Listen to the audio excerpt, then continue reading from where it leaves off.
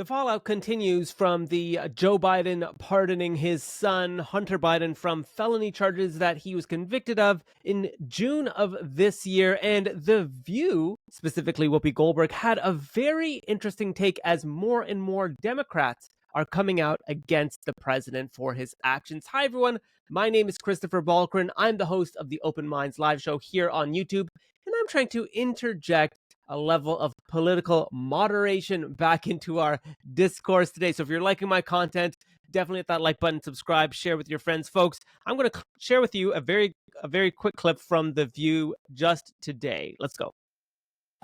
The Democratic Party backlash and divide grows against President Biden pardoning his son Hunter. How some claim it sets a dangerous precedent. It's a gift to Donald Trump because he's going to come here and claim that he's just doing what Joe Biden did. Others say it's time to fight fire with fire. The American people are tired of us bringing a butter knife to a real fight. And does Hunter's pardon expose a double standard in American justice? What other father in America has the power to pardon his son or daughter if they're convicted of a crime? Then, former GOP congressman and member of the very similar to what many of us have thought. This is clearly nepotism on some level for sure, where Hunter Biden benefits from the fact that his father is the president and he pardons him. Now, I think where many moderates are upset with the president or frustrated with the president is that we have to remember that just in July, the president did double down, triple down even, saying that he would not pardon his son from these felony charges. So the theory was that this was not going to happen. The fact that it happened a month and a bit away from his end of his presidential term just really rubs a lot of, again, moderates the wrong way. Republicans were going to jump on this anyways, but there are, of course, moderate Democrats and just moderates in general, undecideds, who are just like, what's going on here? But The View took a very interesting approach. Now, I initially thought that they would actually try to call a spade a spade. I would actually respect them a lot more for that. But that's not what happened. In fact, I will share with you something interesting that Whoopi Goldberg shared, which I thought was like a bit perplexing. So I'm going to go share it with you and we'll go from there. And I had to write it down because I didn't think I would remember it. I just want to say, Democrats, you can't have it both ways. You can't have it both ways. You can't let people tell you you're not taking the moral ground when we take the moral ground all the time. Mm-hmm. We fight for migrant rights, women's rights, gay folks' rights, trans rights. And every time we do, suddenly we're being told, oh, you're on the woke agenda. Okay, I'm going to pause it right there. Okay, so initially I thought, Whoopi Goldberg is going to say to everyone, Democrats, you can't take the higher ground. You can't always be in favor of these underrepresented groups and, bash Republicans over the head for not standing up for these underrepresented groups or standing up for the rule of law, which Democrats routinely say Donald Trump has violated the rule of law. He's a convicted felon, et cetera, et cetera, et cetera. And I thought she was going to say, you can't have it both ways. We can't be for those things, and we can't not call out our president when he also does something that makes us scratch our heads when we're trying to defend the rule of law. Yes, he is the president. Yes, he can pardon pretty much anyone he can. But that said, given that it's his son, given that it's a month and a bit out from his term, and that he said that he was not going to pardon his son, that Democrats are justified in saying, hey, hang on, we are the rule of law party. We are the party that stands up for underrepresented groups. We are those things. But Whoopi took a very different approach. I'm going to play the rest of this clip, and I'd love to share and hear your thoughts. Let's go. Yeah. Either we are this party and we fight for these things and you see what's going on and you get why he's decided to do this, or you don't.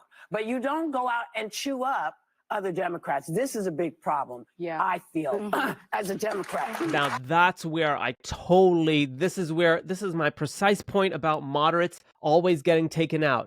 That tribalism about sticking with Democrats despite the fact that, this is something that a lot of moderates, again, I would say, are scratching their heads about. The fact that Democrats themselves can't seem to call out their own is precisely why we are in the predicament that we're in, because people are too hunkered down in their camps. We're too polarized. We're too, well, he's a Republican, so I support him, or she's a Democrat, so I support her. Pause. People are people. They are as corruptible as anyone else. And again, I said this in a previous video that I released yesterday. Shameless plug. Check out my video that I did yesterday about this. But I wonder sometimes if Biden is doing this to purposely put the Democrats in a very tough position, because I agree with some moderate Democrats that Trump will use this to his advantage, even though Biden is leaving, to say, hang on, I can pardon anyone I want. I am going to do that. I don't think the media would necessarily cover it in this way. But when it comes to the January 6th protesters or whomever, Trump is within his right to do so, to pardon certain people. And this does give Trump and his supporters a lot more fodder, but not like they needed it. But all that to say, again, it's odd to me that Whoopi Goldberg did not call a spade and call this out, because this is where I think a lot of Republicans and a lot of conservatives are critical of the view and of people who espouse these viewpoints, because you're not being as critical as you are towards Trump as you are towards your own leaders. And that has been a consistent theme that I think a lot of Trump supporters have been utterly frustrated by when raising their concerns with Democrats. That Democrats are very quick to get on the moral high ground. And I think from Democrats' perspective, they're thinking, how do you not see how corrupt this person is? There's, tons of lies. He's a convicted felon. He's done all these things. There's porn stars, all these things wrapped up in this individual. He's said bad things about women or this and that and the other. And still, what is it about this guy that you still are gravitated to?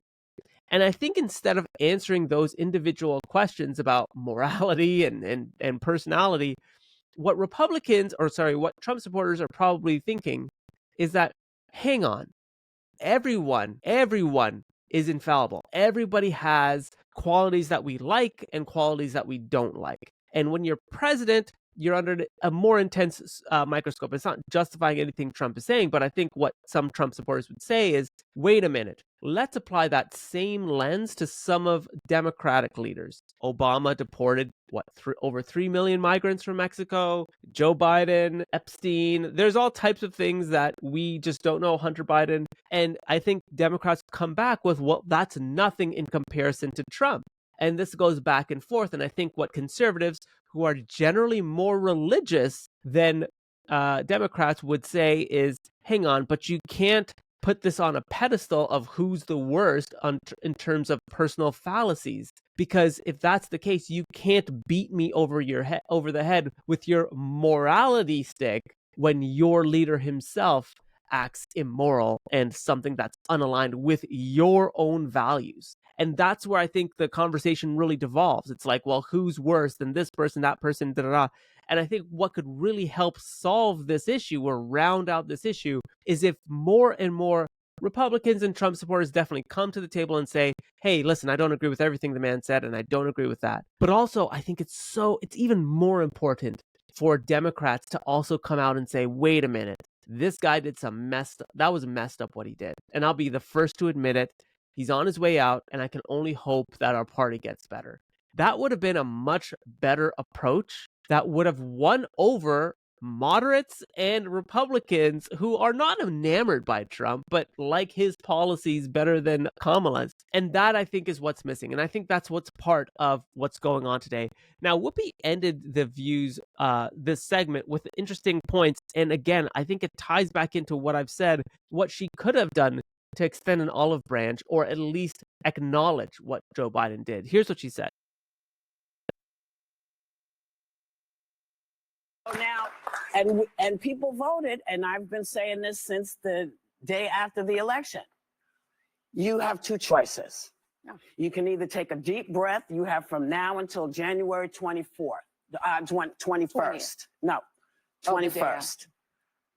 To do and be part of your family and have your holidays, happy Hanukkah, Merry Christmas, have all the stuff your family is doing, and stop flipping out about everything that's happening because you can't control it. You can't, there's nothing you can do about it until you know what you're flipping out about. We're not going to know that until January 21st. And so please take a deep breath. And I'm talking to the right, the left. Take a breath. Yep. We do not need to be like this for the next 15, 20 days. I just don't think it's good for the country. I don't think it's good for our kids to see us like that. Everybody needs to calm the down. I agree with her, but why isn't she doing that? Why isn't The View doing that? And that's, again, the question that I think a lot of Republicans and conservatives have for members of The View. It's why can't that same logic be applied to how they treat the news? How come it's so challenging for Democrats to call out Joe Biden?